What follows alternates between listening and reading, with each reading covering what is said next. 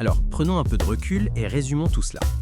Quand des blocs entrent en collision, on peut déterminer leur nouvelle vitesse en traçant une ligne à travers un cercle, dans ce qu'on appelle un diagramme de phase des vitesses, où chaque courbe incarne une loi de conservation.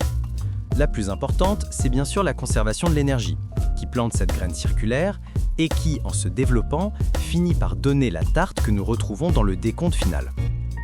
Plus précisément, grâce à la géométrie des angles inscrits, les points que nous atteignons sur ce cercle apparaissent régulièrement espacés, séparés par un angle que nous avons appelé 2θ. Dès lors, la question du comptage des collisions peut se reformuler ainsi. Combien de fois faut-il ajouter 2θ à lui-même avant qu'il ne dépasse 2π?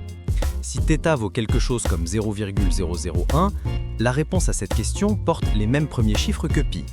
Et quand le rapport des masses est une puissance de 100, comme tangente x est extrêmement bien approchée par x pour de petites valeurs, θ est si proche que le résultat final donne exactement le même décompte.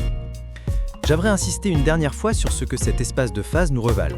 Comme je l'ai dit, c'est une leçon précieuse pour de nombreux domaines des mathématiques, équations différentielles, théorie du chaos ou d'autres formes de dynamique. Car représenter l'état d'un système par un simple point dans un espace abstrait, c'est transformer des problèmes de dynamique en problèmes de géométrie. Et si je me répète, c'est parce que je ne voudrais pas que vous reteniez seulement une énigme curieuse où π surgit de manière inattendue. Je voudrais que vous gardiez ce surgissement comme la trace condensée d'une relation plus profonde et universelle.